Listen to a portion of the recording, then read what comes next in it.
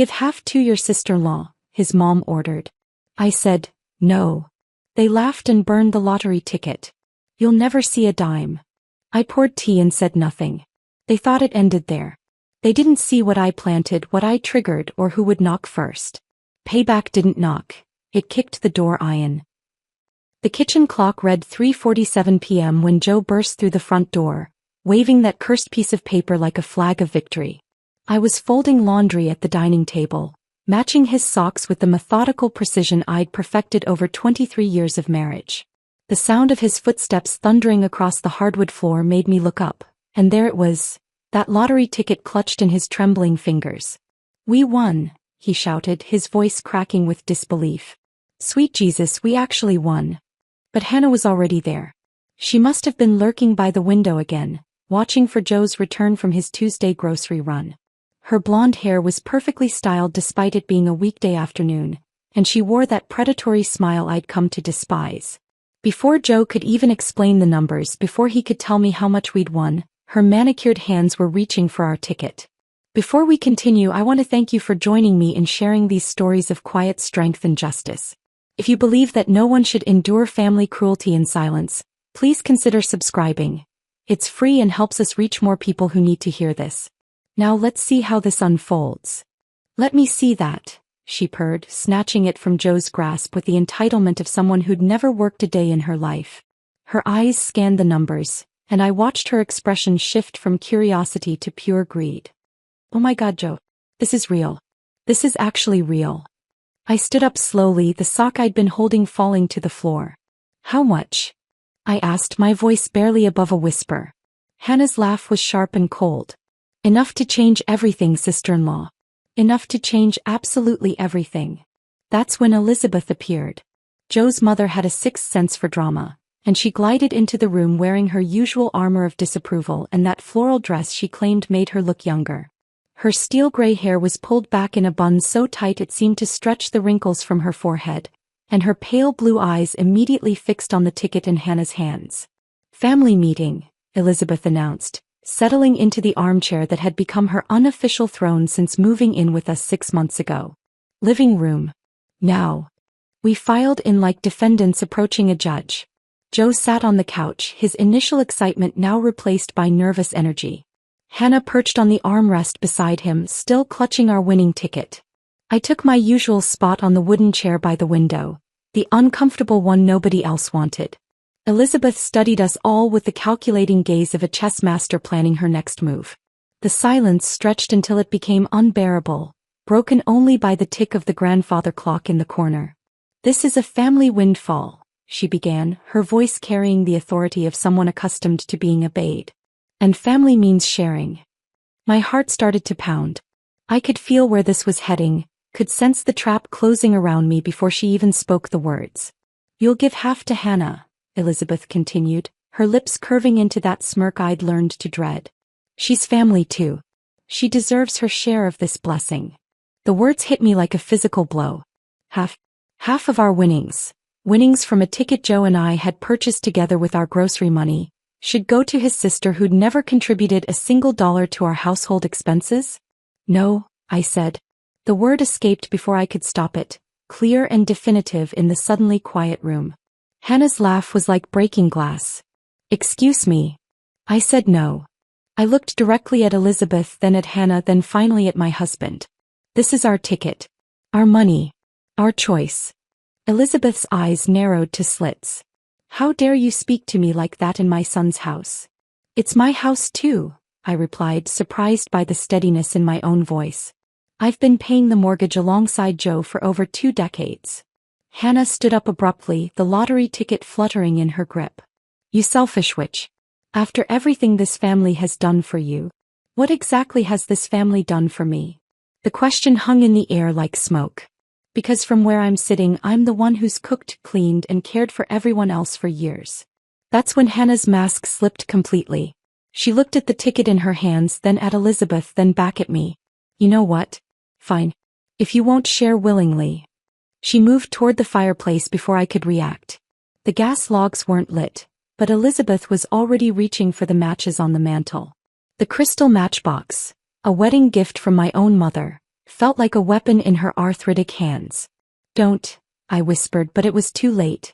Elizabeth struck the match with ceremonial precision. The flame danced orange and gold, casting shadows across her satisfied face. "You should have been generous," she said. "Generosity is a virtue."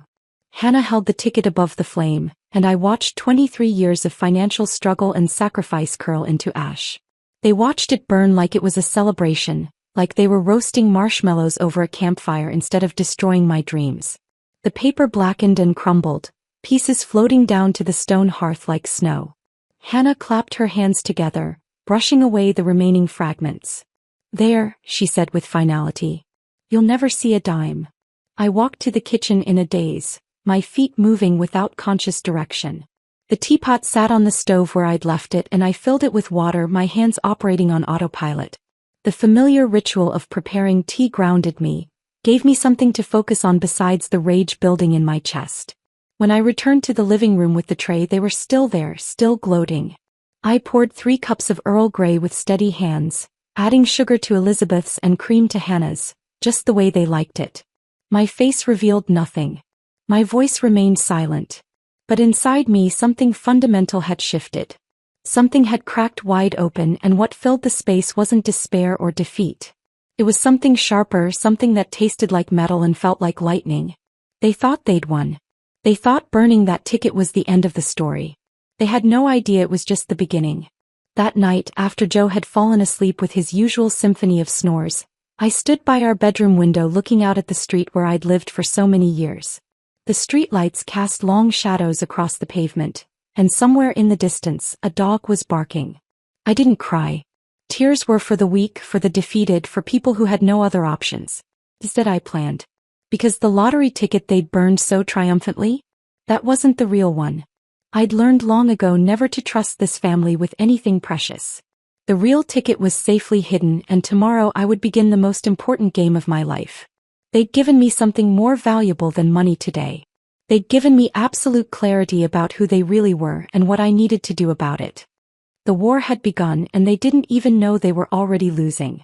The morning after the burning, I woke before dawn with a clarity that surprised me. While Joe showered, humming an off-key tune as if nothing had changed, I sat at my vanity mirror applying lipstick with surgical precision. Today would be the first day of my new life, though nobody else would know it yet. At 9:15 a.m. I called Hartwell and Associates from the phone in our bedroom, my voice steady as I scheduled an appointment. "I need to see someone today," I told the receptionist. "It's urgent but confidential." They squeezed me in at 11:30 a.m. Mr. Salim was nothing like the loud, flashy attorneys you see on television commercials. He was a small man with kind eyes behind wire-rimmed glasses, the sort of person who listened more than he spoke. His office smelled of leather and coffee, lined with law books that looked genuinely read rather than decorative. "How can I help you, Mrs. Patterson?" he asked, gesturing to the chair across from his modest desk. I reached into my purse and pulled out the real lottery ticket, placing it carefully on the mahogany surface between us. His eyebrows rose slightly, the only sign of surprise he allowed himself. "This stays between us," I said, meeting his gaze directly. "Attorney-client privilege." He nodded slowly, studying the ticket. "This is quite substantial. May I ask why you're bringing this to me instead of the lottery office?" I told him everything. The family meeting, the demand to share, the burning of the decoy ticket I'd created months ago when I first started playing the same numbers. I'd learned to be careful with this family, to protect anything that mattered to me. "I need to claim this without anyone knowing," I explained. "Not yet. I have plans, Mr. Salim. Plans that require patience and precision." His smile was barely perceptible, but I caught it. "I think I understand. Let me make some calls." By the time I returned home, Elizabeth was holding court in my kitchen, regaling Mrs. Chin from next door with the story of yesterday's drama. Her voice carried that theatrical quality she reserved for her most satisfying gossip. "She's been sulking ever since," Elizabeth announced as I walked through the door. "Won't even look at us properly. Acting like a child who didn't get her way." I set my purse down and began preparing lunch, letting their words wash over me like background noise. Mrs. Chin made sympathetic sounds, but I caught her glancing at me with curiosity rather than pity. Some people just can't handle disappointment gracefully, Hannah added from her perch at the breakfast bar. She'd painted her nails a garish pink that morning, and they gleamed like tiny weapons as she gestured. I mean, we were trying to teach her about family values, you know? I turned to face them both, arranging my features into what I hoped looked like resigned sadness. You're right, I said quietly.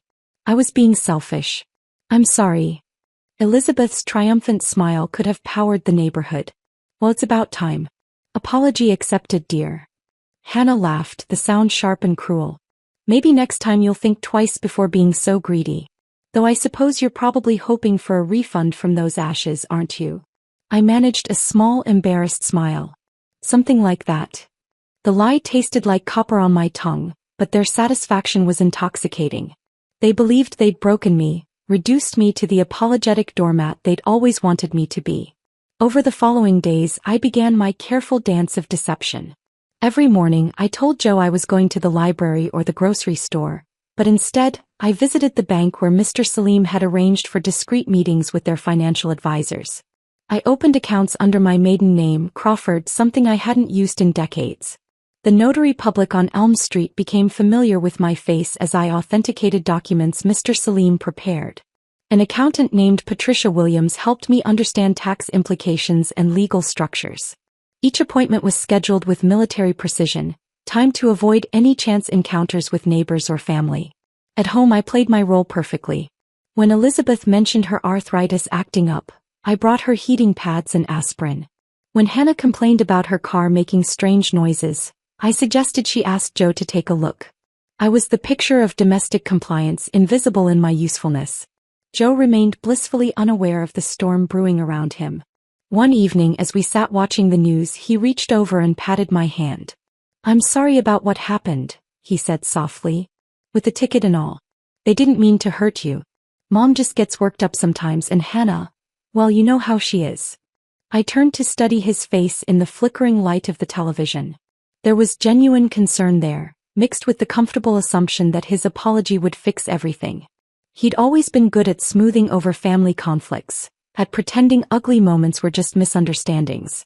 I know, I replied, leaning over to kiss his forehead. Don't worry about it. The lies were becoming easier each day. I didn't hate Joe. That would have required more energy than he deserved. Instead, I found myself pitying him. He was a passenger in his own life, carried along by stronger currents without ever questioning their direction. That weekend, while the family attended Hannah's friend's baby shower, I made my most important visit yet. Elizabeth's bedroom had always been off limits, but desperate times called for bold measures. Her dresser drawers revealed a treasure trove of forgotten documents. Old loan agreements with signatures that didn't quite match her current handwriting. Bank statements from accounts she'd never mentioned.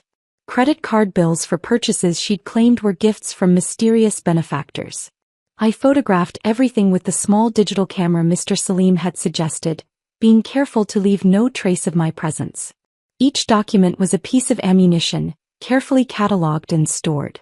The family safe in the den was my final stop. Elizabeth had used the same combination for years, Joe's birthday, because she'd never been creative about security. Inside, among the insurance papers and birth certificates, I placed my own contributions.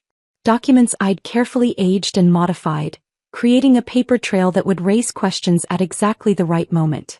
I labeled each edition with the meticulous care of a librarian, ensuring they'd be found when someone finally looked.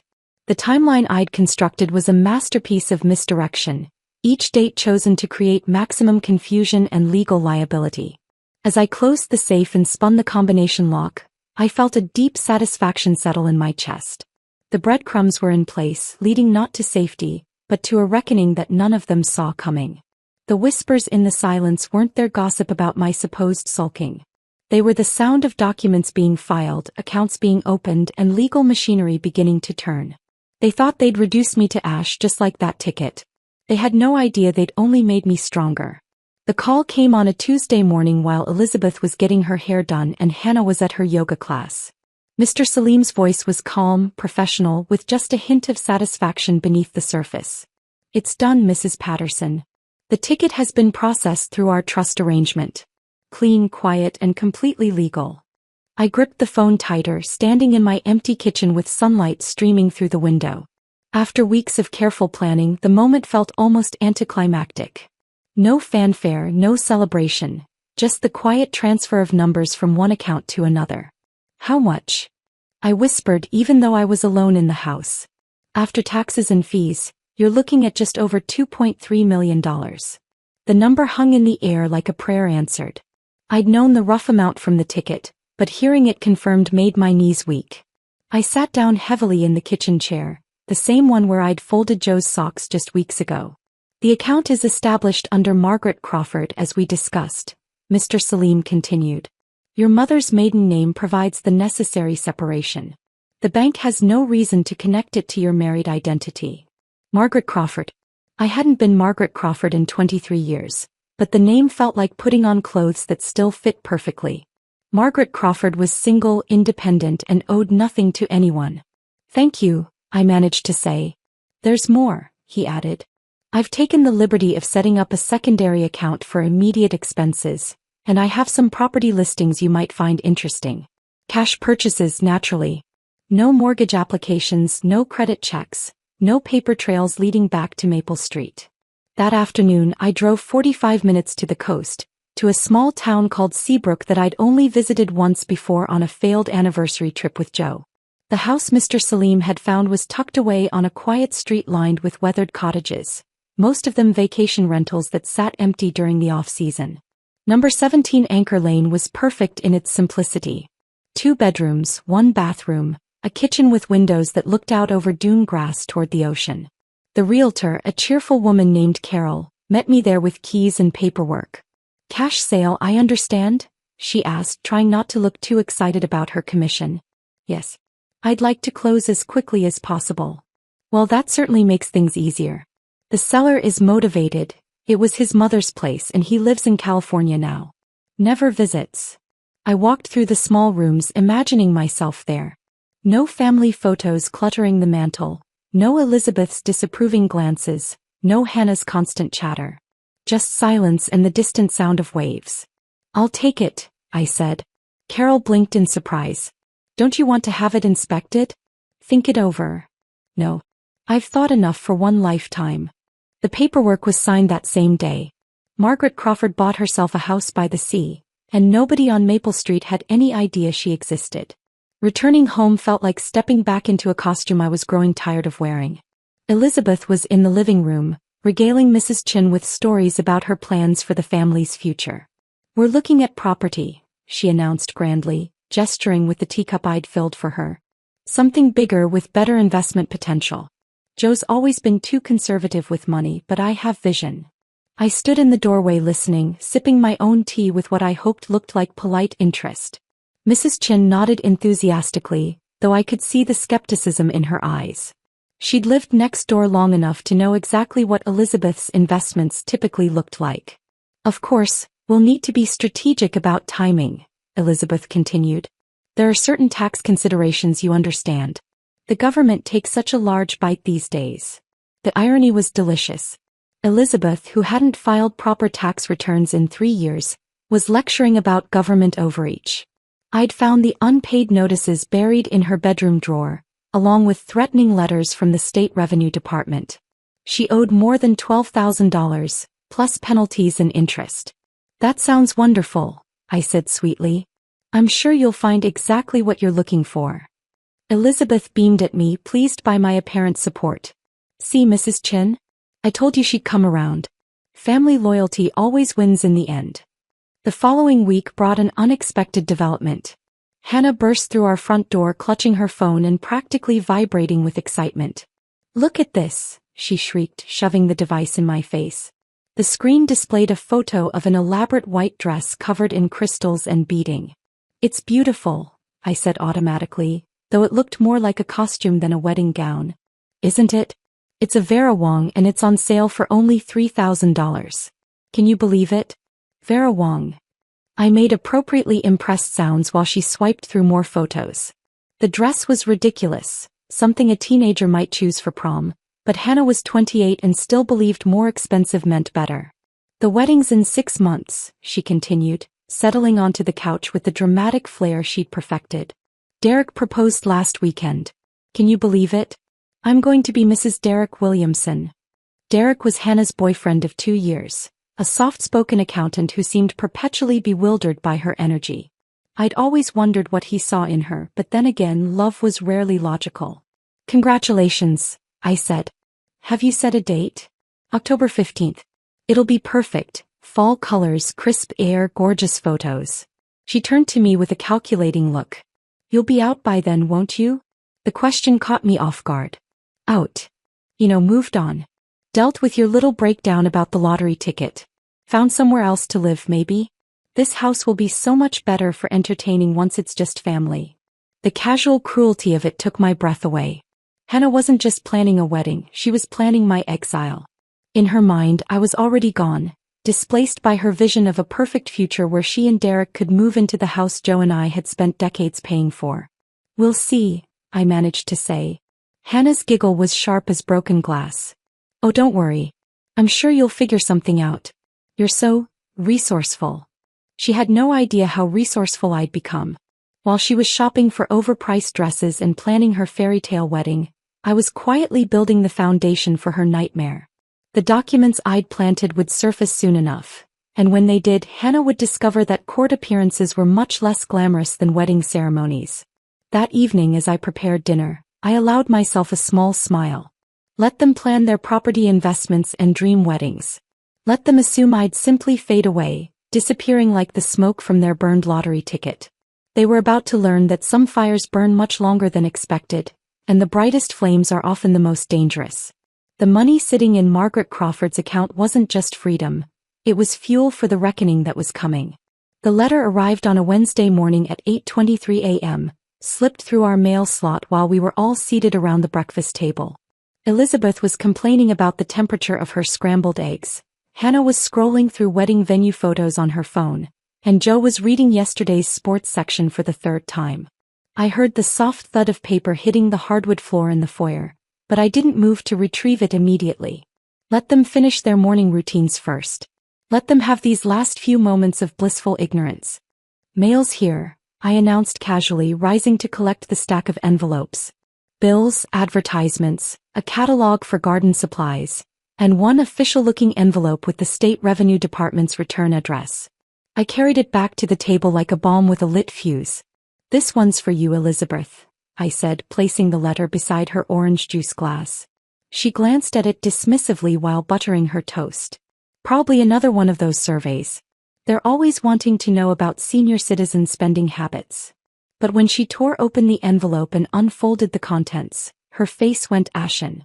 The toast dropped from her fingers, landing butter side down on the tablecloth. What is it, Mom? Joe asked, looking up from his newspaper. Elizabeth's voice came out as a whisper. Tax audit. They want to audit the house. Joe leaned forward, concern creasing his forehead. That doesn't sound right. We've always filed our taxes properly. I watched Elizabeth's hands tremble as she passed the letter to her son. The official letterhead seemed to glow under the kitchen's fluorescent lights, each word a small dagger aimed at the heart of their comfortable assumptions. Joe read aloud, his voice growing more strained with each sentence. Notice of Property Tax Assessment Review. Irregularities in reported ownership. Discrepancies in financial documentation. Required to appear. Elizabeth's teacup slipped from her grasp, shattering against the ceramic tile floor in an explosion of Earl Grey and bone china. The sound made Hannah look up from her phone for the first time all morning. What's wrong with you people? She snapped. It's just a stupid letter. I knelt to collect the broken pieces, my movements deliberate and unhurried. The largest fragment had Elizabeth's name painted in delicate script along the rim, a gift from Joe's late father. How fitting that it should break today.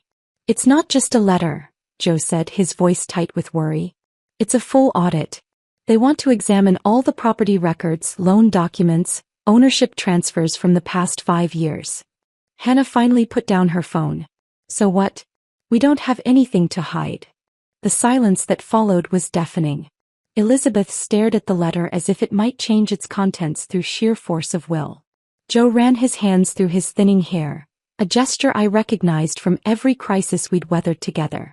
Elizabeth, I said gently, rising from the floor with a handful of broken china. Are there any documents you might have forgotten about? Old loans, maybe? Property agreements. Her eyes darted toward the den where the family safe was hidden behind a painting of Lighthouse. I don't think so. I mean, there might be some old paperwork, but nothing important. The lie sat between us like a third person at the table. I'd seen those documents, photographed them, carefully catalogued every signature and date.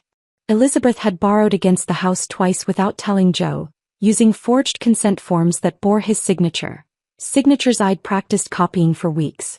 We should probably get a lawyer, Joe said. Someone who knows about tax law.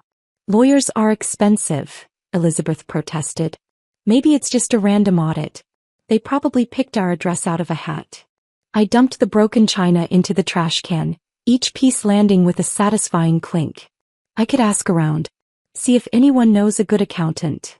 The truth was, I already knew exactly which accountant they'd need. Patricia Williams, the same woman who'd helped me understand the labyrinthine tax implications of my lottery winnings. She was thorough, honest, and would spot Elizabeth's irregularities within minutes of opening the first file. Over the next few days, more letters arrived. Each one felt like another nail in their coffin. The bank wanted to verify ownership documents for accounts Elizabeth had claimed were gifts from distant relatives. The state wanted proof of income for property taxes that had been mysteriously reduced 3 years running. Hannah received her first official notice on Friday afternoon. She'd driven over to show Elizabeth fabric samples for her wedding reception tablecloths when the courier knocked on our door. Hannah Morrison? The courier asked, checking his clipboard. That's me, she said, signing for the envelope with her usual flourish. But her smile died when she opened it. The legal letterhead seemed to drain the color from her face as she read the contents. This is impossible, she whispered, then louder. This is impossible. Joe looked up from his newspaper. What now? They say I'm co-owner of 2 business accounts I've never heard of. Seaside Property Holdings and Coastal Investment Partners. They want me to appear for questioning about suspicious financial activity. Elizabeth snatched the letter from Hannah's hands, her eyes scanning the official text with growing panic. This is a mistake. You've never owned any business accounts. Of course I haven't. Hannah's voice rose to a shriek. I work part-time at a boutique. I don't even have a savings account with more than $300. I continued folding laundry at the dining room table, listening to their panic with the calm attention of someone watching a movie. The accounts in question were indeed fictional, carefully constructed paper trails that would lead investigators down rabbit holes of manufactured evidence. Did you touch any family accounts? Joe asked me suddenly, his eyes wild with suspicion. The question hung in the air like smoke. I met his gaze directly, my expression calm and truthful. No, I said simply. I never touched your family's accounts. It was the absolute truth. I had never touched their accounts. I had created entirely new ones, used their identities to establish credit lines they didn't know existed, and built a web of financial connections that would take investigators months to untangle. That evening, as the family huddled around the kitchen table trying to make sense of their legal troubles, another courier arrived. This time the envelope was thicker, more official, bearing the seal of the county courthouse. Hannah's name was printed in bold letters across the front. She opened it with shaking hands, and when she read the contents, the sound that escaped her throat was barely human. Pure terror, raw and primal. Court summons, she gasped. They want me to appear next month for financial fraud investigation. Elizabeth's hand slammed against the table with such force that the salt shaker jumped. This is insane. We're being targeted. Someone is doing this to us. I rose quietly and began clearing the dinner dishes, stacking plates with the same methodical precision I'd used to stack the evidence against them. Their voices rose and fell around me like a storm I was watching from inside a shelter. Hannah screamed. Elizabeth cursed. Joe demanded answers that none of them had. And I simply washed the dishes, dried them carefully, and put them away in their proper places. The papers had screamed their accusations across official letterhead, and the sound was more beautiful than any symphony I'd ever heard. Tomorrow would bring more letters, more questions, more cracks in the foundation of their comfortable lies. But tonight I would sleep peacefully for the first time in weeks. I woke to the sound of Elizabeth screaming into her phone at exactly 6:47 a.m. the next Tuesday. Her voice carried through the thin walls like a siren, each word sharp with panic and disbelief. "What do you mean frozen?" she shrieked. "That's my pension. That's my grocery money. You can't just freeze someone's accounts without warning." I lay in bed listening to her plead with the bank representative, her tone shifting from outrage to desperation as the conversation continued. Through the bedroom wall, I could hear Joe stirring beside me, muttering complaints about the early morning disturbance. "What's she yelling about now?" he mumbled, rolling over to check the alarm clock. "Bank trouble, it sounds like," I replied, stretching as if I'd just awakened naturally. The shouting continued for another 10 minutes before Elizabeth's voice broke entirely. I heard her footsteps stomping down the hallway, followed by the slam of her bedroom door. The silence that followed was somehow more ominous than the screaming had been. At breakfast, Elizabeth sat at the table like a broken marionette, her usually perfect hair disheveled and her face puffy from crying. She stared at her untouched oatmeal as if it held answers to questions she couldn't formulate. "They froze everything," she whispered. "My checking account, my savings, even my pension deposits. They say it's all under review pending the investigation." Joe set down his coffee cup so hard it sloshed onto the morning paper. "How is that legal? They can't just take your money without proof of wrongdoing." "Apparently they can." Elizabeth's voice was hollow. "The representative said something about suspicious activity patterns and potential fraud indicators. They won't even tell me what specific activity triggered the freeze." I buttered my toast with careful precision, each stroke of the knife deliberate and calm. "Did you call a lawyer like we discussed?" Elizabeth's laugh was bitter and sharp. "I tried. Called Henley and Associates, you know, the firm that handled your uncle's estate. But they won't take the case. Said they had a conflict of interest." My heart skipped a beat, but I kept my expression neutral. Henley and Associates was indeed where Mr. Salim had worked before starting his own practice. Small worlds, smaller coincidences. "There are other lawyers," Joe offered weakly. "With what money?" Elizabeth snapped. "My accounts are frozen, remember? I can't even access my own funds to hire legal help." The irony was exquisite. Elizabeth, who had burned my lottery ticket to teach me about family values, was now learning about the value of liquid assets. That afternoon brought fresh devastation. Joe came home from work looking like he'd seen a ghost, clutching a manila envelope that trembled in his hands. "They came to my office," he said, collapsing onto the living room sofa. "Federal investigators. Asked questions about loans I supposedly signed for. Showed me documents with my signature on them."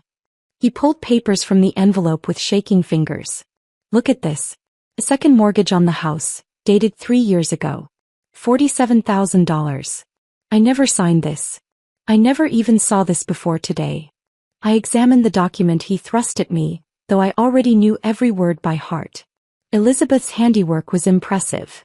The signature was a nearly perfect forgery of Joe's careful script. Nearly perfect, but not quite. The investigators would spot the inconsistencies soon enough. "It's not possible," Joe said, his voice breaking. "I would never take out a loan without discussing it with you. You know I wouldn't do that." "I know," I said softly, placing my hand over his. "Someone must have forged your signature." His eyes found Elizabeth, who was pretending to read a magazine in the corner chair. "Mom, do you know anything about this?" Elizabeth's face went through a series of expressions: surprise, confusion, and finally, defensive anger. "How dare you accuse me? I'm your mother. I would never forge your signature." But her protest rang hollow and we all knew it. The silence stretched until it became unbearable. By Thursday, Hannah had packed 3 suitcases and moved them into Derek's apartment across town. She arrived at dinner time to announce her decision, her usual dramatics replaced by genuine fear. "I can't stay here anymore," she declared, standing in our doorway like a refugee. "This house is cursed. Everything that happens here turns to disaster." "Running away won't solve anything," Elizabeth said, though her own voice lacked conviction. "Maybe not, but staying here definitely won't solve anything either." Hannah's phone buzzed in her pocket, and when she glanced at the screen, her face went white. "They want me to come in for questioning again tomorrow. About the accounts I supposedly own." "Just tell them the truth," Joe suggested. Explain that you've never heard of those businesses. Hannah's laugh was hysterical. The truth? The truth is that somehow my name is on bank documents I never signed, for companies I never heard of, managing money I never saw. How do you explain that kind of truth? She left without saying goodbye, her heels clicking rapidly down the front walkway as if she were being chased. That evening, as I prepared dinner, Elizabeth appeared in the kitchen doorway. Her usual composure had cracked completely, revealing something desperate and dangerous underneath. "This is your fault," she hissed, her voice low and venomous. "Ever since that lottery ticket business, everything has gone wrong. You did this somehow." I continued stirring the soup, my movements steady and unhurried. "Did what, Elizabeth? Don't play innocent with me. I know you're behind this. You and your mysterious errands, your secret phone calls. You've been planning something." She stepped closer, invading my personal space in a way that would have intimidated the old me. But the old me had died the day she burned that ticket. "You laughed first," I said quietly, not looking up from the stove. "And I poured the tea, remember? I kept my mouth shut and cleaned up your messes just like always." "You think you're so clever," Elizabeth spat. "But whatever game you're playing, it won't work. The truth always comes out." I finally turned to face her, meeting her wild eyes with perfect calm. "You're absolutely right, Elizabeth. The truth always comes out. That's exactly what's happening." Friday brought the news that Elizabeth's pension review had been suspended indefinitely. Hannah's phone was confiscated as evidence in the ongoing financial investigation. Joe received a letter informing him that his credit score had dropped by 200 points overnight due to the mysterious loan defaulting. The neighbors began to notice. Mrs. Chin stopped bringing over her homemade cookies. The mailman lingered longer than necessary, obviously curious about the official envelopes that arrived daily. The family that had once been the social center of Maple Street became the whispered cautionary tale. I watched it all unfold from my position of invisible stability. While their world crumbled, I maintained the household routines that had anchored my life for decades. I cooked meals, cleaned surfaces, paid bills. Bills I could now afford thanks to Margaret Crawford's growing bank account. At night, when the house finally quieted and Joe lay beside me tossing restlessly in his sleep, I would stand at the bedroom window and look out at the street where I'd lived for so many years. The street lights cast the same shadows they always had, but everything felt different now.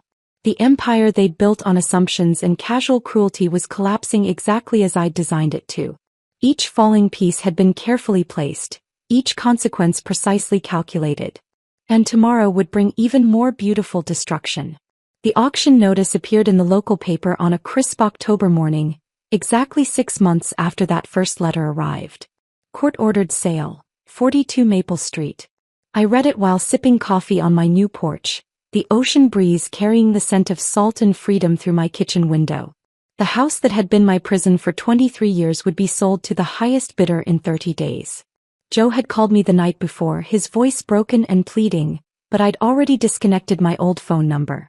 Margaret Crawford didn't need to hear Joe Patterson's apologies. I'd moved into the cottage the week after Hannah's phone was confiscated, slipping away quietly while they were all distracted by their legal troubles. The moving truck came at dawn, and by the time they realized I was gone, I was already 45 minutes away, unpacking boxes in rooms that smelled of sea air instead of disappointment. My new mailbox read, Crawford, in simple black letters. A name that felt like coming home after a long, exhausting journey. The postal worker who delivered to Anchor Lane was a chatty woman named Ruth who brought my mail with genuine smiles and updates about the local fishing boats. She never asked questions about my past, never wondered why a woman my age had suddenly appeared in the cottage that had sat empty for years. The first check from Hannah's garnished wages arrived on a Tuesday. $67.32. Deducted from her paycheck at the discount clothing store where she now worked folding polyester blouses for $9 an hour. The court had ordered her to repay the fraudulent business accounts I'd created in her name, accounts that totaled just over $40,000 once penalties and interest were added. She'd been forced to take a second job cleaning office buildings after midnight, trading her manicured nails for rubber gloves and industrial disinfectant. The wedding dress photos had disappeared from her social media, replaced by posts about temporary setbacks and building character through adversity. Derek had postponed their engagement indefinitely, claiming he needed time to process, the legal complications. I kept the checks in a small wooden box on my kitchen counter, not because I needed the money, but because each one represented justice measured in precise dollar amounts. Hannah's signature had grown shakier with each payment, the confident flourishes of her youth replaced by the careful economy of someone who could no longer afford dramatic gestures. Elizabeth's situation provided its own particular satisfaction. Her cousin Marjorie lived in a tiny apartment across town, where every surface was covered with doilies and the air smelled perpetually of mothballs and regret. Marjorie had strict house rules. No visitors after 8 p.m., no television during meals, and absolutely no tea service after 6 o'clock. Elizabeth, who had once held court in my kitchen every morning, now sat in Marjorie's cramped living room drinking instant coffee from chipped mugs. The woman who had burned my lottery ticket now lived by someone else's schedule, someone else's rules, someone else's mercy. The few mutual acquaintances we still shared reported that Elizabeth looked older, smaller somehow, as if the loss of her domain had physically diminished her. She'd applied for part-time work at the local grocery store, the same store where she'd once complained about slow service and incompetent cashiers. Joe's visit came on a gray November afternoon when the cottage windows rattled with wind from an approaching storm. I saw his car pull into my driveway and felt nothing. Not anger, not sadness, just the mild curiosity of someone watching a stranger approach. He looked exhausted as he climbed my porch steps, his hair grayer than I remembered, his shoulders curved inward as if he were carrying invisible weight. He knocked softly, almost apologetically, and when I opened the door, his eyes were red-rimmed and desperate. "Can we talk?" he asked.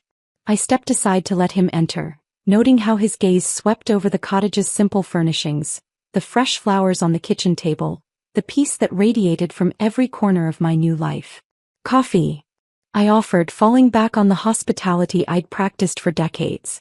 "Please." We sat at my small table overlooking the dunes, the silence stretching between us like an ocean. Finally Joe spoke, his voice barely above a whisper. "Why didn't you tell me? About the real ticket, about your plans, about any of it?"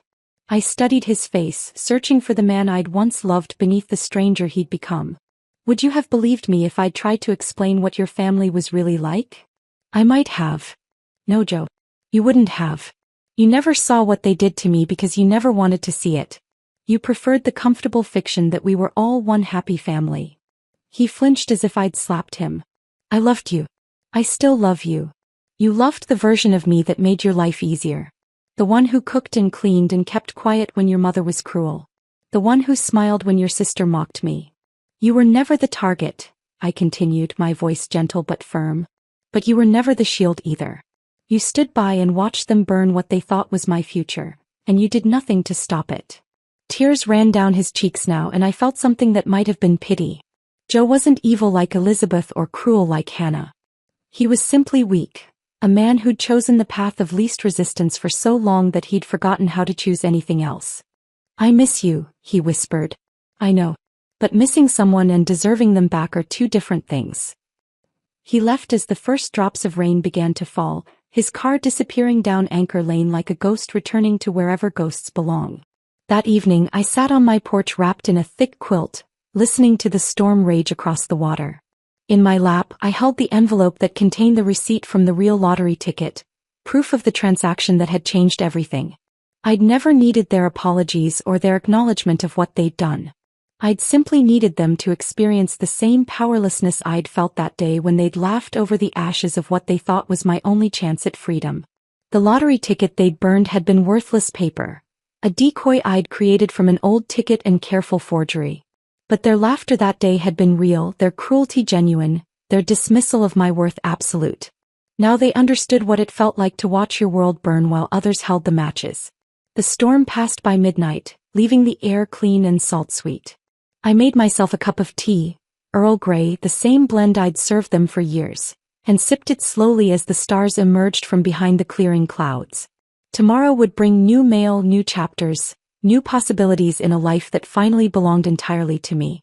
The ashes they'd created had indeed bloomed into roses, just not the way any of us had expected. If this story of calculated revenge had you on the edge of your seat, hit that like button right now. My favorite part was when she calmly poured tea while they burned what they thought was her future, not knowing the real ticket was safely hidden. What was your favorite moment? Drop it in the comments below.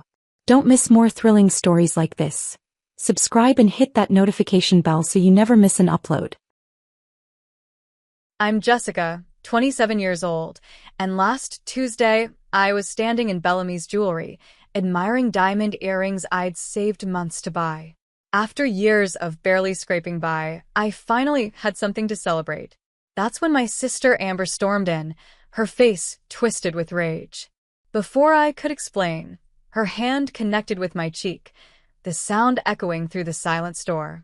What happened next changed everything. Before I tell you what happened next, let me know where you're watching from and hit that like button if you've ever had a family member humiliate you in public. Growing up with Amber was like living in the shadow of a tornado.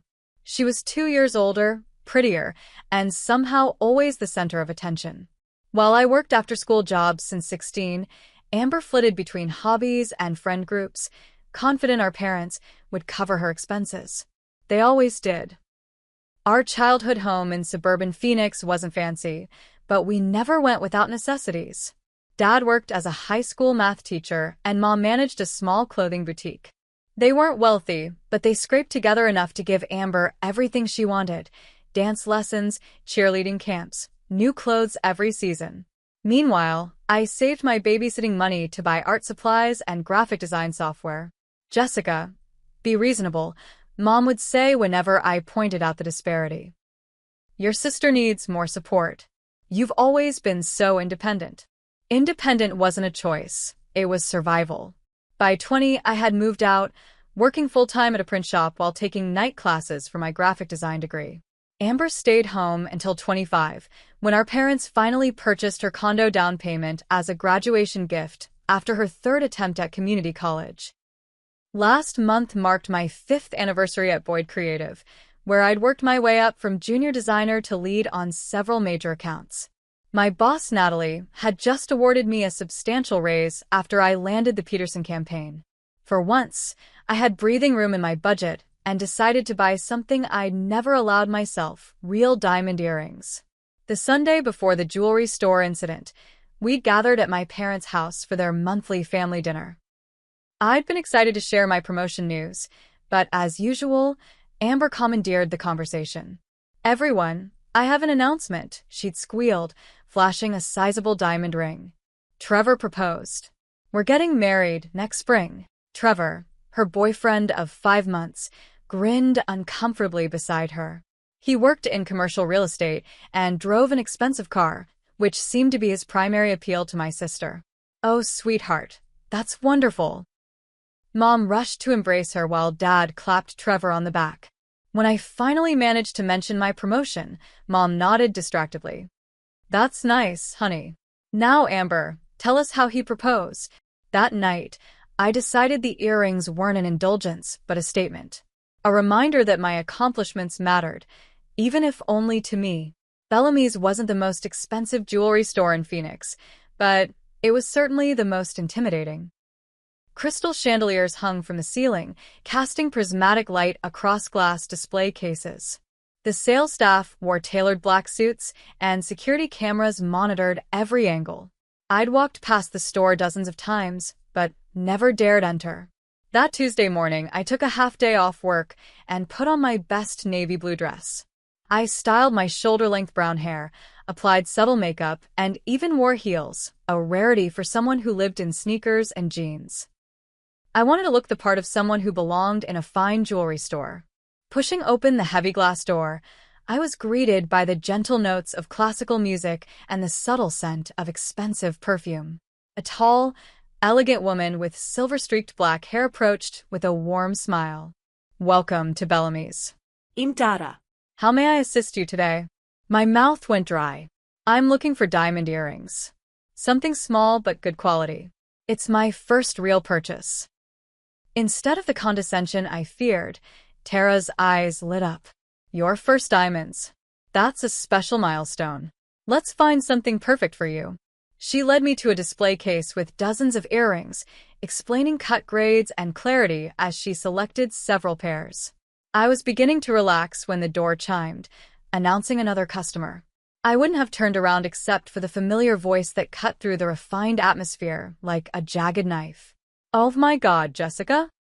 What are you doing here? Amber stood in the doorway, flanked by two women I recognized as her college friends, Bridget and Kayla. My sister wore skin-tight white jeans, a pink silk blouse, and heels that put her 3 inches above my height. Her recently highlighted blonde hair cascaded in perfect waves past her shoulders. Are you lost? She continued, her voice carrying through the quiet store. Isn't this place a bit out of your league? Tara's eyebrows rose slightly, but her professional demeanor remained intact. Your sister is looking at our diamond collection. Would you care to join us? Sister? Amber laughed, striding toward us with her friends trailing behind. Yes, unfortunately we share DNA. Though you'd never guess it looking at us. The implied comparison hung in the air. Amber had always been the pretty one, with her blonde hair and blue eyes. I took after our father's side with darker features and a more athletic build. I didn't know you were shopping today, I said, trying to keep my voice steady. Are you looking for wedding bands? Just browsing, Amber shrugged, peering into the case. Trevor and I will probably go to Cartier in Scottsdale. What are you buying? Costume jewelry? Tara cleared her throat. Actually, your sister has excellent taste. She's considering these half-carat diamond studs. Amber's eyes narrowed as she examined the earrings Tara held. Half-carat? With your salary? That seems excessive. I got a promotion, I said, feeling heat rise to my face. I can afford them. A promotion at that little print shop? Impressive. Amber's tone dripped with sarcasm. What does that mean? An extra $1 an hour? Bridget snickered behind her hand while Kayla pretended to examine a bracelet display. I noticed an older couple across the store watching our interaction with disapproving expressions.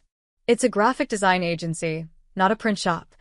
I corrected, though I knew the distinction meant nothing to Amber. And the raise is substantial. Well, good for you, Amber replied, picking up another pair of earrings from the display. Though if you had any financial sense, you'd invest that money instead of blowing it on jewelry. But that's always been your problem, hasn't it? Poor decision-making. 5 years of therapy had taught me not to take Amber's bait, but her words still stung. Tara, sensing the tension, attempted to redirect. These would complement your complexion beautifully, she said, holding up the earrings to my ear. The princess-cut catches light magnificently. They're perfect, I agreed, deliberately ignoring Amber. I'll take them. Seriously? Amber stepped closer, her perfume overwhelming. You're going to spend thousands on earrings right after I announce my engagement? This is so typical of you. The accusation blindsided me. What does my buying earrings have to do with your engagement? You can't stand that I'm the center of attention for once. You've always been jealous of me. Amber's voice rose, causing a security guard near the entrance to glance our way. For once, I laughed incredulously. You've always been the center of attention. I've spent my life in your shadow.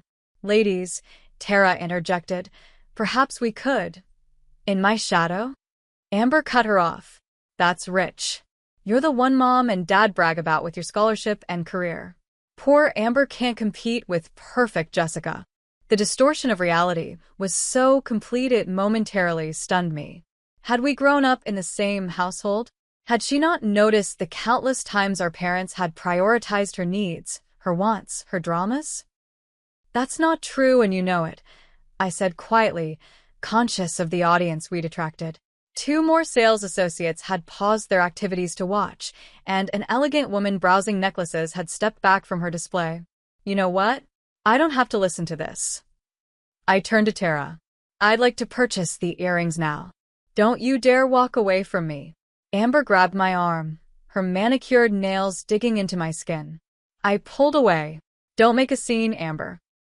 This is embarrassing. I'm embarrassing. You're the one buying jewelry you can't afford just to upstage my engagement. Not everything is about you, I said, my patience finally snapping. This has nothing to do with your engagement. I earned this money. I saved for months, and I'm buying something nice for myself for once. Tara discreetly slid the earrings into a velvet box and moved toward the register, clearly hoping to expedite the transaction before the situation escalated further. Amber followed, her face flushing. "How much are those earrings anyway?" Tara hesitated, looking at me for permission. I nodded. "These are priced at $2,800, she said calmly. Amber's jaw dropped. $3,000? Are you insane? That's what Mom and Dad spent on my entire semester of college. That they paid for. I reminded her. I worked through school. This is my money. It's a waste. A complete waste. Amber's voice echoed through the store. You're just trying to prove something because you're jealous of my ring, my fiancé, my life. I'm not jealous of you, Amber. I never have been. The simple truth seemed to snap something in her. Her face contorted with rage, and before I could react, her hand swung through the air and connected with my cheek. The sound cracked like a whip in the hushed store. Pain bloomed across my face as tears sprang to my eyes. The store fell completely silent, the classical music suddenly muted, as if someone had turned down the volume on reality itself. My hand went to my burning cheek as I stared at my sister in disbelief. In 27 years, through all our fights and disagreements, she had never struck me. Not once.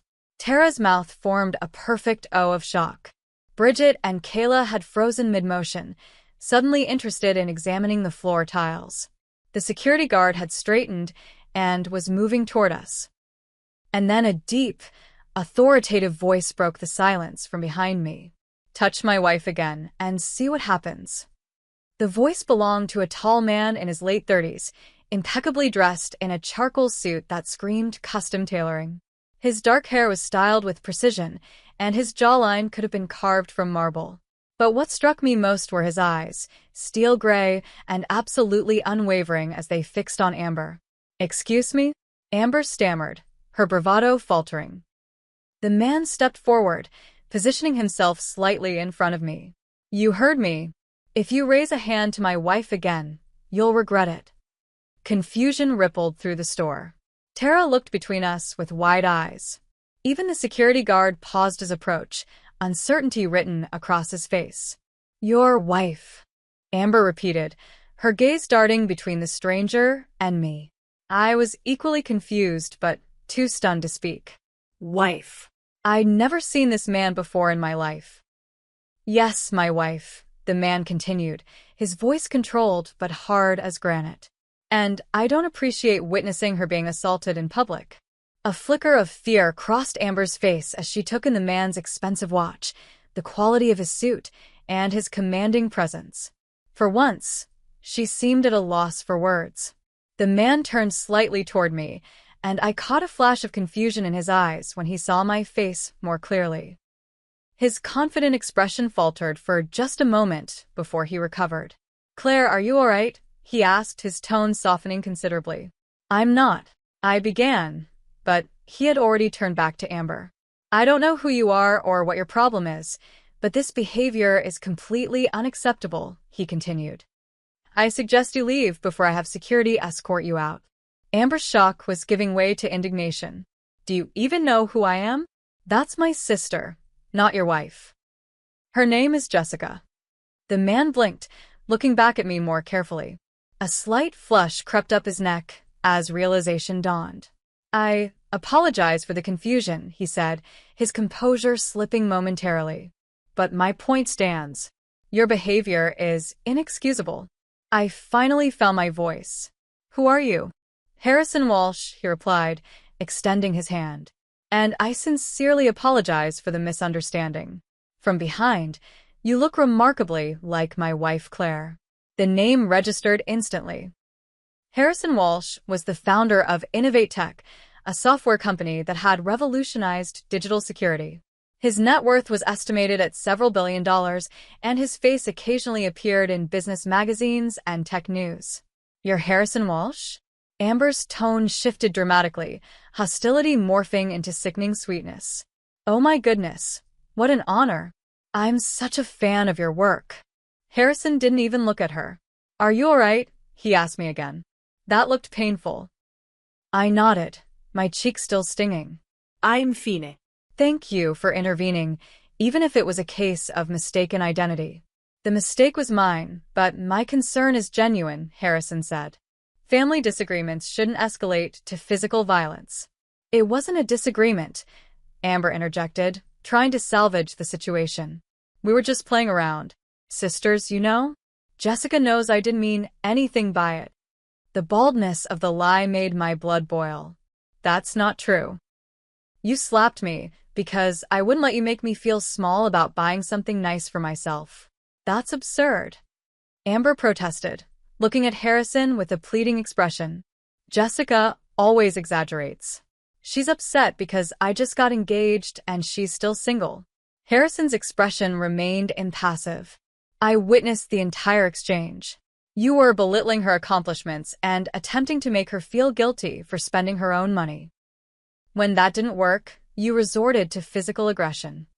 The security guard had finally reached our group, accompanied by a distinguished older man in a pinstripe suit. Mr. Walsh, the older man said, his voice deferential. Is there a problem? Mr. Bellamy. Harrison nodded in greeting. This woman, he gestured to Amber, just assaulted another customer. So this was the Bellamy of Bellamy's Jewelry. The owner himself had come to investigate the disturbance. I did no such thing. Amber protested. This is all a misunderstanding. Tell them, Jessica. All eyes turned to me. For a moment, I felt the familiar urge to smooth things over, to minimize the incident for the sake of family peace. It was what I'd always done. But something had shifted inside me when Amber's palm connected with my face. She slapped me, I said clearly, because I decided to buy these earrings instead of listening to her criticize me. Mr. Bellamy's expression hardened. We have a zero-tolerance policy for violent behavior in our establishment. I'm afraid I must ask you to leave immediately. You can't be serious, Amber sputtered. Do you know who our father is? I don't believe that's relevant, Mr. Bellamy replied coolly. Frank, please escort this lady and her companions to the exit. The security guard stepped forward. This way, please. Jessica, you can't let them do this. Amber's voice rose again. Tell them we were just having a sisterly spat. I said nothing, watching as Frank gently but firmly guided Amber toward the door. Bridget and Kayla followed, their expressions mortified. At the door, Amber turned back. You'll regret this, Jessica. Wait until Mom and Dad hear about how you humiliated me in public. After they left, the store remained uncomfortably quiet. Harrison Walsh turned to me, genuine regret in his expression.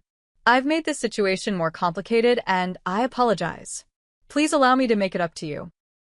Perhaps coffee after you've completed your purchase? I'd like to explain properly. I hesitated, unsure what to make of this surreal turn of events. But something in his earnest expression made me nod. Okay, coffee would be nice.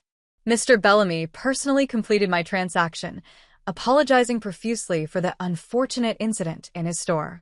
I signed the credit card slip with shaking hands, still processing the whirlwind of events. As Tara handed me the distinctive blue bag containing my earrings, Harrison Walsh waited patiently by the door. I joined him, wondering what strange twist of fate had brought a billionaire tech mogul into my family drama. Harrison suggested a small cafe around the corner, away from the busy main street. It was an elegant space with private booths and soft jazz playing in the background, the kind of place I'd normally walk past, assuming it was beyond my budget. I come here when I need to think, Harrison explained as a server led us to a corner table. The espresso is excellent, and they respect privacy. Once we were seated with coffee, an Americano for him, a latte for me, Harrison leaned forward with an apologetic expression. I need to explain what happened back there. My wife Claire is in London on business, and I was at Bellamy's looking for an anniversary gift. When I saw you from behind, your height, your hair color, and style, even the blue dress, you looked remarkably like her. When that woman slapped you, I reacted instinctively. It's okay, I said, still processing the bizarre sequence of events. Your intervention probably prevented things from getting worse. Amber doesn't handle public correction well. Harrison's expression darkened slightly. Family can be complicated. I shouldn't presume to understand your relationship with your sister. No, you read the situation correctly, I admitted, wrapping my hands around the warm mug. Amber has always been the favored child. She's not used to me standing up for myself. Family dynamics, Harrison nodded. I'm familiar with the concept. My younger brother and I had a similar relationship for many years. Something in his tone made me curious. Did it improve? Harrison took a sip of his coffee before answering. Yes, eventually.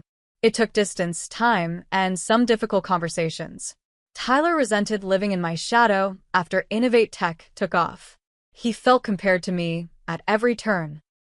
That sounds familiar, I said. Though in my case, I was always in Amber's shadow. The underlying issue is the same. Comparison is the thief of joy, Harrison replied. Once Tyler and I acknowledged the wedge between us and started communicating honestly, things improved. He runs our European operations now, completely on his own merit. The conversation flowed surprisingly easily. Harrison Walsh might have been a billionaire, but he spoke without pretension, listening attentively as I explained more about my relationship with Amber and my parents. So these earrings, he gestured to the Bellamy's bag beside me. They represent more than just jewelry to you. They're proof that my work has value. I confirmed. That I have value, independent of my family's approval. Harrison nodded thoughtfully. I understand that completely. When I sold my first software at 19, I used the money to buy a ridiculously expensive watch. Not because I needed it, but because it represented validation. Exactly, I said, surprised at how precisely he'd captured the feeling. Our coffee cups were empty when Harrison glanced at his phone and frowned slightly. I have a meeting in 30 minutes, but I've enjoyed our conversation. He hesitated, then asked, What exactly do you do in graphic design? I'm a lead designer at Boyd Creative. We handle branding and marketing for several national accounts. I specialize in digital media integration. Harrison's eyes lit with interest. Digital media integration? We're actually looking for someone with that expertise at Innovate Tech. Our marketing team needs fresh perspectives for our new consumer security app. Really? I couldn't hide my surprise. Would you be interested in sending me your portfolio? No pressure, of course. Just an opportunity to explore. My heart raced at the prospect. Innovate Tech was known for its innovative work environment and exceptional compensation packages. Even an interview would be valuable experience. I'd love to, I replied, trying to sound professional rather than eager. Harrison smiled and pulled out a business card. Email me directly. I'll make sure it gets to our creative director. As we stood to leave, Harrison paused. One more thing. Don't let your sister's reaction diminish your accomplishment today. Those earrings represent your hard work. Wear them with pride. I nodded, touched by his understanding. Thank you. For everything. Walking back to my car, I felt strangely light despite the morning's drama. The encounter with Amber had been painful, but Harrison's unexpected mentorship had shifted something in my perspective. For perhaps the first time, I'd stood my ground without apologizing for taking up space. My phone buzzed with incoming texts, 3 from my mother, 2 from my father, and 7 from Amber. I silenced it without reading them. Whatever family storm was brewing could wait until I was ready to face it. By the time I arrived home that evening, my phone had accumulated 23 text messages and 9 missed calls. I scrolled through them as I kicked off my shoes and collapsed onto my couch. The texts from Amber escalated from angry, "How dare you embarrass me like that?" to manipulative, "Mom is really upset with you," to fake conciliatory, "I forgive you for overreacting." My parents' messages were predictably one-sided, demanding I call immediately to explain why I'd caused a scene and humiliated my sister. None of them mentioned the slap. I set the phone aside and took out the velvet box containing my new earrings. Under the soft lamplight, the diamonds caught fire, scattering tiny rainbows across my living room wall. They were beautiful, but more importantly, they were mine. Earned through my own efforts, chosen with my own taste, purchased with my own money. Instead of calling my family, I spent the evening polishing my digital portfolio. If Harrison Walsh's offer was genuine, I wanted to be prepared. I selected my strongest projects, updated my resume, and crafted a professional email to the address on his business card. The response came the next morning while I was at work, making me almost drop my coffee mug. Jessica, thank you for sending your impressive portfolio. Our creative director, Amy Sullivan, would like to meet with you this Friday at 2 p.m. Please let me know if this works with your schedule. Regards, Harrison Walsh. It wasn't just a courtesy introduction. He was actually arranging an interview. I quickly responded, confirming the time, then spent the rest of the morning in a haze of disbelief and excitement. That evening, I finally steeled myself to call my parents. As expected, my mother answered with immediate disapproval. Jessica Marie Hayes, what on earth happened yesterday? Amber is absolutely devastated. I took a deep breath. Mom, did Amber tell you she slapped me across the face in a public store? A pause. She said there was a misunderstanding. That you were making a scene about her engagement. That's not what happened, I said firmly. I was buying earrings with money from my recent promotion, which, by the way, no one congratulated me on at Sunday dinner. Amber showed up, criticized me, and when I wouldn't back down, she slapped me hard enough to leave a mark. Well, I'm sure she didn't mean she meant it, I interrupted. And a stranger had to intervene because it was so inappropriate. The store owner asked her to leave. A stranger? Amber mentioned some man getting involved in family business where he didn't belong. I almost laughed. That some man was Harrison Walsh. Who? The founder of Innovate Tech. A billionaire who recognized abusive behavior when he saw it. My mother fell silent, processing this information. Finally, she said, "Your sister is still very upset." I'm sure she is. Being held accountable is upsetting when you're not used to it. Jessica. That's a terrible thing to say about your sister. Is it? Mom, when was the last time Amber faced consequences for her actions?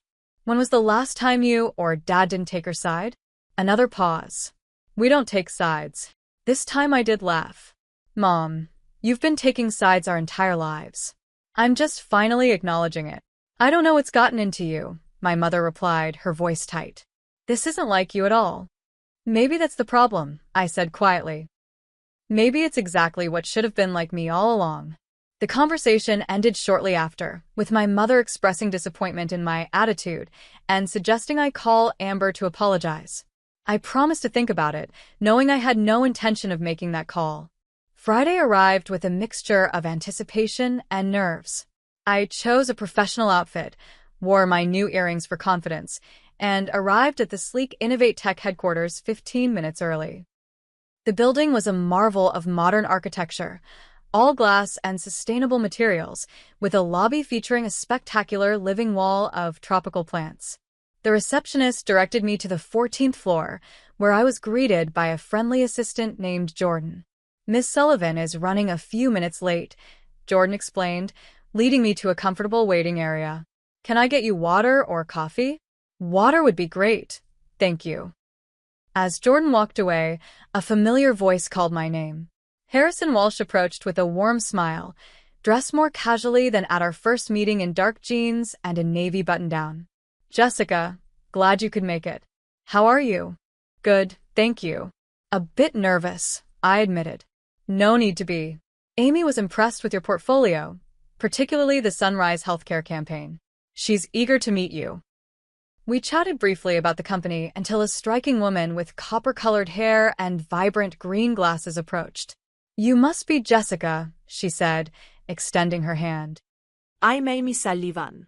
Sorry for the delay, creative emergencies. You know how it is. Absolutely, I smiled, instantly liking her direct manner. Harrison, are you sitting in? Amy asked. If that's all right with both of you, he replied. I have a personal interest in this particular hire. Amy raised an eyebrow but nodded. Let's use the Aspen conference room. The interview was unlike any I'd experienced. Rather than standard questions about strengths and weaknesses, Amy engaged me in a detailed discussion about design philosophy and creative problem-solving. She showed me current Innovate Tech marketing materials and asked for my honest critique, nodding appreciatively at my suggestions. Harrison mostly observed, occasionally asking insightful questions about my collaborative process and adaptability. His presence was supportive rather than intimidating, and I found myself speaking with unexpected confidence about my vision and capabilities. "One last question," Amy said, glancing at Harrison before continuing. "Our team works closely with developers who can be, let's say, particular about their creations. How do you handle strong personalities and creative conflicts?" I thought about the countless times I'd navigated Amber's demands and my parents' expectations, finding diplomatic solutions while preserving my own boundaries. "I believe in finding the common goal beneath the conflict," I replied. "Most creative disagreements stem from everyone wanting the best outcome, but seeing different paths to get there. I try to honor each perspective while keeping the ultimate purpose in focus." Amy nodded, seemingly satisfied. "Well, Jessica, this has been illuminating. We have a few more candidates to interview, but you'll hear from us by next Wednesday." As Amy gathered her notes, Harrison asked, "Do you have time for a quick tour before you leave?" "I'd love that," I replied, surprised by the offer. Harrison led me through the innovative workspace, introducing me to various team members along the way. The environment was collaborative yet focused, with thoughtful amenities like quiet pods, standing desks, and a stunning rooftop garden where employees could work outdoors in good weather. "What do you think?" Harrison asked as we stood on the rooftop, overlooking the city. "It's incredible," I answered honestly. "Everything seems designed to support both creativity and well-being." "That's exactly the balance we strive for," he nodded. "When people feel valued, they produce their best work." As we returned to the lobby, Harrison paused. "I hope you don't find this intrusive, but I wanted to ask, how are things with your family after Tuesday's incident?" I sighed. "Complicated. They expect me to apologize to Amber. They don't see her behavior as the problem." Harrison's expression was thoughtful. "Family patterns are persistent. It took years for my brother and me to break ours." He hesitated, then added, "Whatever happens with this position, Jessica, don't lose the confidence you showed at Bellamy's. That kind of self-advocacy is valuable everywhere, not just in jewelry stores." "Thank you," I said, genuinely moved by his continued mentorship. "That means a lot." As I drove home, I reflected on the strange sequence of events that had led me here. A painful public confrontation had somehow opened doors I never imagined approaching. Whether or not I got the job, something fundamental had shifted in how I viewed myself and my capabilities. My phone rang as I pulled into my apartment complex. It was Amber. After a moment's hesitation, I answered. "Hello, Jessica." Her voice was tight. "We need to talk about what happened." I took a deep breath. "Yes, we do. But not if the conversation begins with you expecting me to apologize." "Excuse me?" Her tone sharpened. "You embarrass me in front of my friends." "No, Amber. You embarrassed yourself by slapping me in public. That's assault, by the way." "Don't be so dramatic. It was barely a tap." "It was hard enough to leave a mark," I countered. "And you did it because I wouldn't let you make me feel bad about buying something nice for myself." "This isn't about the stupid earrings," she snapped. "It's about you trying to steal attention from my engagement." The familiar accusation might once have made me defensive. Now, it just sounded pathetic. "Amber, buying earrings has nothing to do with your engagement. Not everything is about you."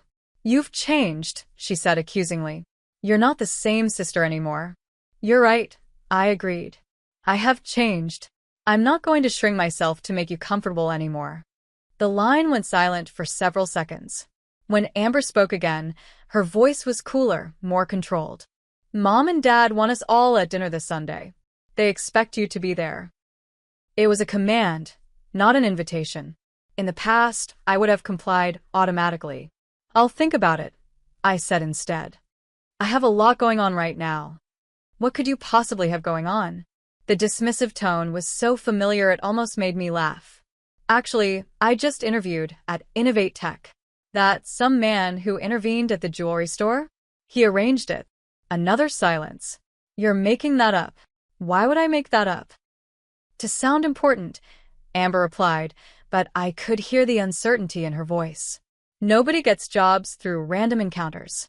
Believe what you want, I said, suddenly tired of the conversation. I need to go. If I decide to come Sunday, I'll let Mom know. I ended the call before she could respond, feeling a strange mixture of sadness and liberation. The familiar script of our relationship was changing, and while change was necessary, it wasn't painless. Sunday arrived with a text from my mother. Dinner at 5. Dad's making his pot roast. Please be on time and dress nicely. The message made no mention of our tense conversation or the incident with Amber. It was as if she expected everything to revert to normal through sheer force of will. In the past, I might have complied, showing up with a placating smile and an unspoken apology in my demeanor. Instead, I texted back, I'll be there at 5:15. I have errands to run first. A small rebellion, but significant. I was no longer agreeing to their terms without question. I dressed carefully in black jeans, a forest green blouse, and after a moment's deliberation, my new diamond earrings. They caught the light as I turned my head, reminding me of the strength I'd found at Bellamy's. Whatever happened at dinner, I would not diminish myself to keep the peace. The drive to my parents' suburban home felt longer than usual. I rehearsed potential responses to accusations, practicing firm but calm replies to the criticism I anticipated. By the time I pulled into the driveway at 5:17, my palms were sweating, but my resolve was intact. My father answered the door, his expression a mixture of disapproval and concern.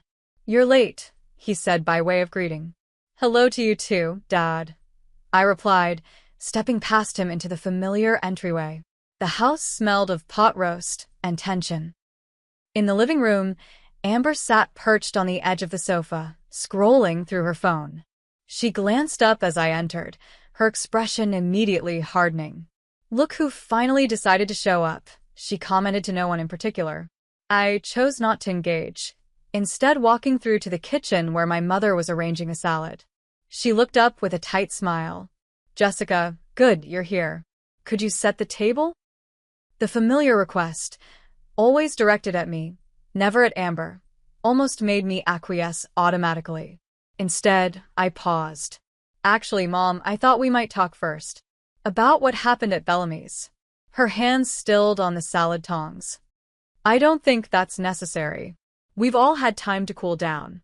Let's just have a nice family dinner. A nice family dinner where we pretend Amber didn't slap me in public? Where we act like nothing happened? My mother's smile became strained. Jessica, please. Your sister is under a lot of stress with the wedding planning. Let's not make mountains out of molehills. The minimization was so predictable it was almost comical. Before I could respond, Amber appeared in the doorway. Are you still going on about that? It was days ago. 5 days, I corrected. And yes, I'm still going on about it because no one has acknowledged what actually happened. My father joined us, his expression wary. What's all this about? Jessica is being dramatic about our little disagreement at the jewelry store. Amber rolled her eyes. It wasn't a disagreement. You slapped me across the face because I wouldn't let you bully me. Girls, my father interjected. Let's calm down, and I am calm. I interrupted. I am stating facts. Amber assaulted me in public. A store owner witnessed it and asked her to leave. A complete stranger had to intervene. That man had no right to get involved in family business, my mother said primly. That man, I emphasized, recognized abusive behavior when he saw it. Something this family seems incapable of doing. A heavy silence fell over the kitchen. My mother's face had paled, and my father's eyebrows drew together in a deep frown. Abusive, he repeated. That's a serious accusation, Jessica. It's not an accusation. It's a description, I replied, keeping my voice steady. Amber has been verbally tearing me down for years, and you've both enabled it. Tuesday was just the first time it became physical. That is completely unfair, Amber protested. I've always been supportive of you. The blatant revision of history might once have made me doubt my own experience. Now, it just reinforced my resolve. Name one time, I challenged. One specific instance where you supported me instead of competing with me or diminishing my achievements. Amber opened her mouth, then closed it again. Her eyes darted to our parents for rescue. Jessica, my mother began, her tone conciliatory. Families have ups and downs. Nobody's perfect, but we love each other, and that's what matters. Love without respect isn't love, I replied. It's control. And I'm done being controlled. What does that mean? My father asked, his voice sharpening with concern. I took a deep breath. It means I'm setting boundaries. I won't participate in family gatherings where Amber's behavior is excused and mine is policed. I won't pretend everything is fine when it isn't. And I won't apologize for standing up for myself. So you're giving us an ultimatum? My father's tone was incredulous. No, Dad. I'm telling you what I need to have a healthy relationship with all of you. What you do with that information is your choice. Amber scoffed. This is ridiculous. You're acting like I committed some horrible crime. It was one slap. One slap too many, I replied evenly. And it's not just about the slap. It's about years of being treated as less than, of having my accomplishments minimized while yours are celebrated. That's not true, my mother protested. We've always been proud of both our girls. Really? When I told you about my promotion, you barely acknowledged it. When Amber announced her engagement to a man she's dated for 5 months, you threw an impromptu celebration. That's different, my father interjected. An engagement is a life event. And a significant career advancement isn't. I challenged. Or is it just that Amber's achievements align with what you value, while mine don't? The question hung in the air, uncomfortable in its accuracy. My mother busied herself with the salad again, avoiding eye contact. My father shifted his weight, looking suddenly older. Those are pretty earrings, my mother said abruptly, changing the subject. New? Yes, I touched one reflexively. These are what I was buying when Amber slapped me. They look expensive, she commented, her tone suggesting disapproval. They were. I could afford them because of my promotion. Well, they're lovely, she conceded reluctantly. We moved to the dining room in uneasy silence. As we took our usual seats, I noticed my mother had set a 5th place. Are we expecting someone? I asked. Trevor's joining us, Amber replied with a smug smile. My fiancé should be part of family dinners, don't you think? The emphasis on fiancé was deliberate, a reminder of her relationship status compared to my single state. It was such a transparent attempt to reclaim superiority that I almost pitied her. The doorbell rang, and Amber jumped up to answer it. She returned moments later with Trevor, a tall man with a pleasant face and uncertain eyes. He nodded politely in my direction as Amber guided him to the seat beside her. Trevor, you remember my sister Jessica, she said, her tone suggesting I was a distant acquaintance rather than immediate family. Of course, he smiled. Congratulations on your promotion. Amber mentioned you work in graphic design. She did. I couldn't hide my surprise. Yes, she said, you're quite talented. I glanced at Amber, who was suddenly very interested in adjusting her napkin. Had she actually said something positive about me? Thank you, I replied. And congratulations on your engagement. The dinner proceeded with careful conversation, everyone navigating around the earlier confrontation.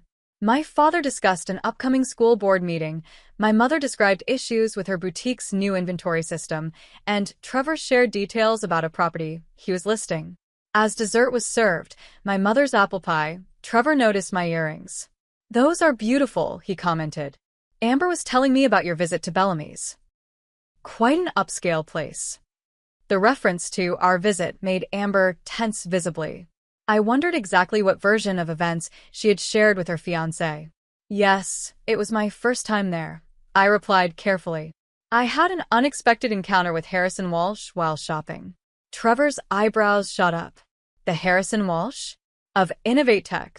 The same, I confirmed. Actually, I interviewed at his company on Friday. You did, my mother interjected, clearly surprised. You didn't mention that. I wasn't sure you'd be interested. I replied honestly. It's just a career opportunity, not a life event. My father winced slightly at having his words reflected back to him. Of course we're interested, he said. Tell us about it. So I did, describing the impressive headquarters, Amy Sullivan's engaging interview style, and the innovative work environment. As I spoke, I realized my family was listening with genuine attention for perhaps the first time in years. They said they'll let me know by Wednesday. I concluded. It would be a significant step up in both responsibility and compensation. That's wonderful, Jessica, my mother said, and I was surprised by the sincerity in her voice. We are proud of you, you know, even if we don't always show it properly. The simple acknowledgement brought unexpected tears to my eyes. It wasn't an apology, but it was a beginning. Amber remained quiet throughout this exchange, but as we cleared the dessert plates, she approached me in the kitchen. Did you really meet Harrison Walsh? She asked, her voice low enough that our parents couldn't hear.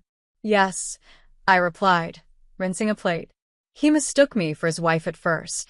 Amber was silent for a moment, then said, That's actually pretty cool.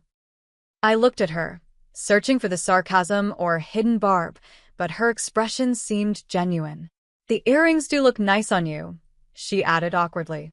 I shouldn't have made such a scene at the store. It wasn't exactly an apology, but coming from Amber, it was significant. I decided to meet her halfway. Thank you. And your ring is beautiful. Trevor seems like a good person. She nodded, a small smile playing at her lips. He is. He actually lectured me about the slapping thing. Said it was unacceptable. Smart man, I commented, surprised and impressed by Trevor's moral compass. Yeah, Amber agreed.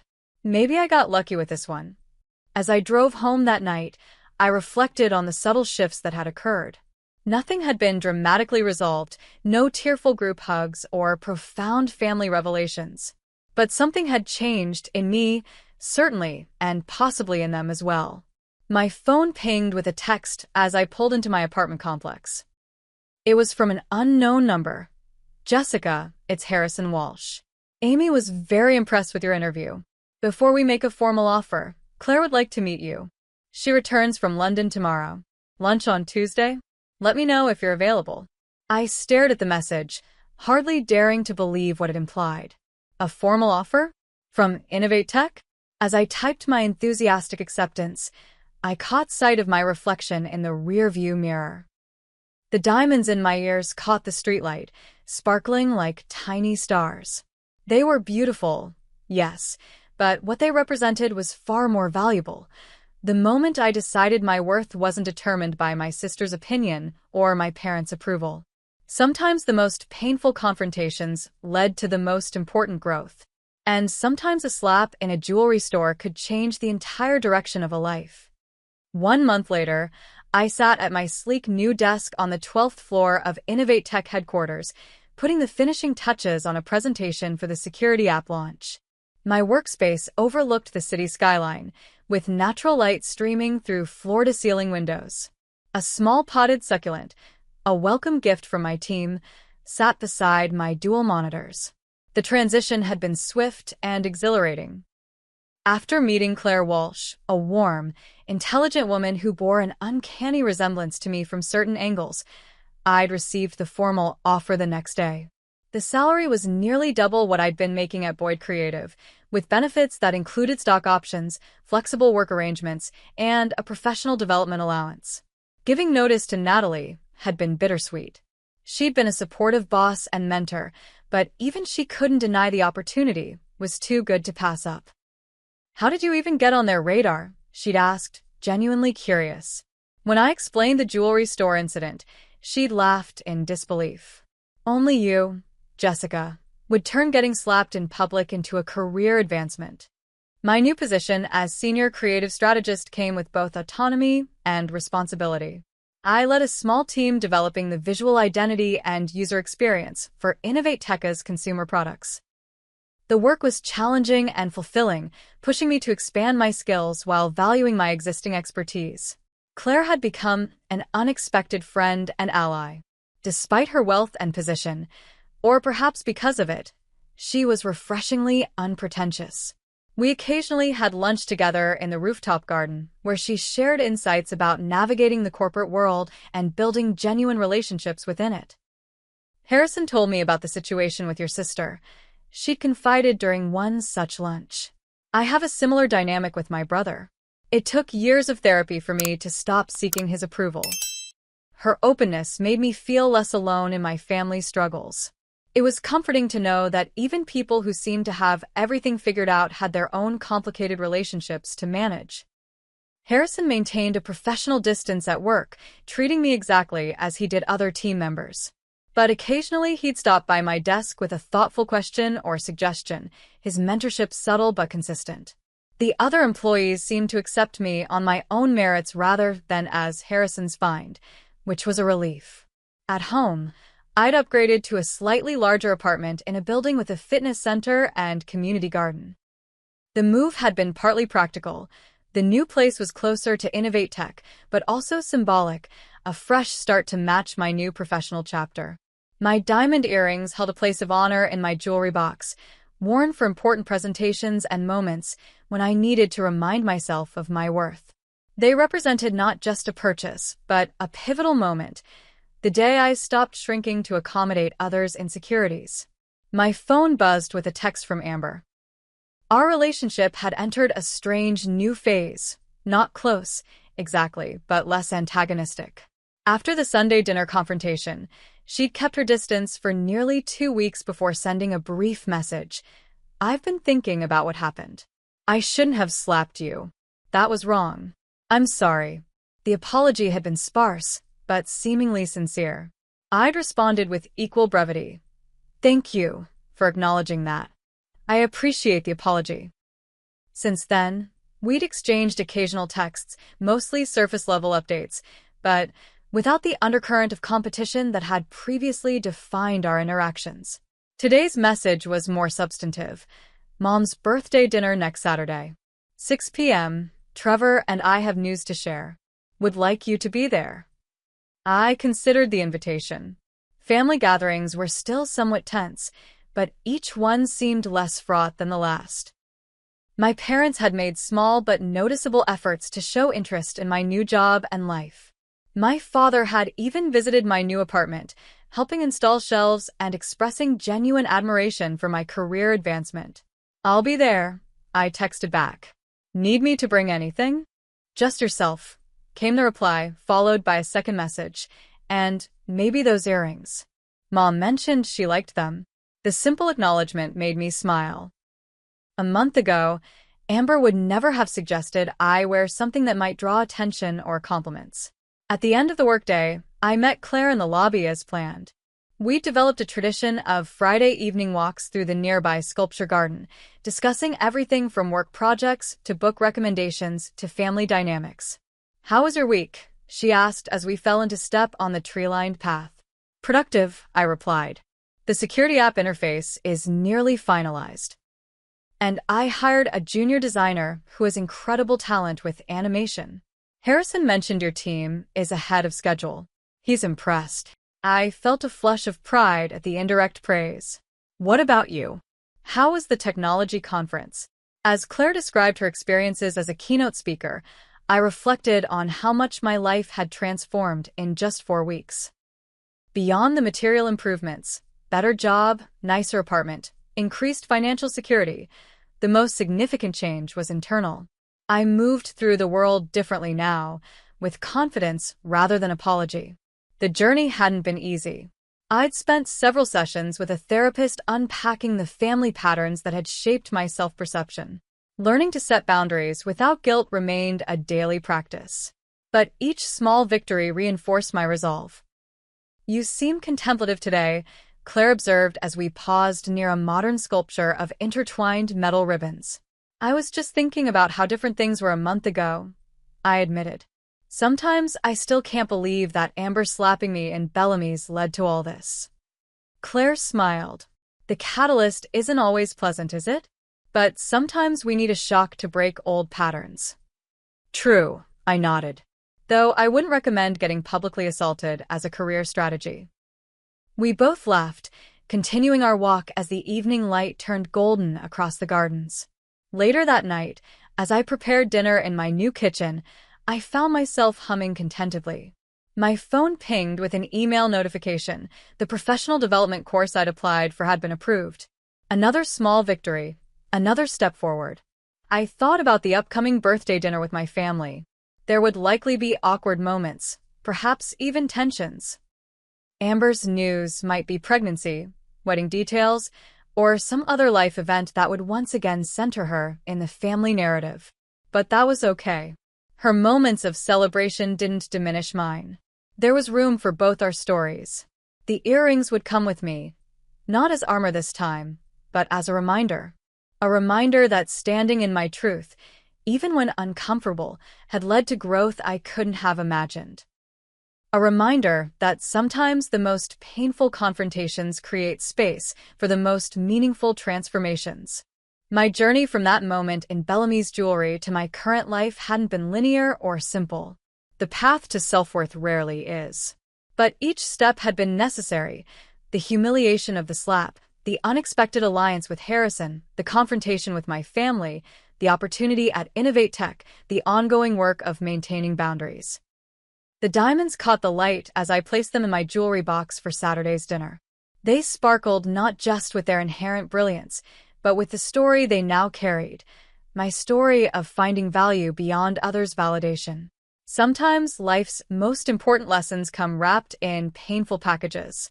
Sometimes the moments that feel like endings are actually beginnings. And sometimes, when someone tries to make you feel small, the most powerful response is to expand into your full, magnificent self. Have you ever experienced a painful moment that ultimately led to positive change in your life? I'd love to hear your stories in the comments below. And if this journey resonated with you, please like, subscribe, and share with someone who might need this message today. Remember, your worth isn't determined by others' opinions. It's inherent, unchangeable, and absolutely real. Thank you for listening, and until next time, keep shining bright like those diamonds.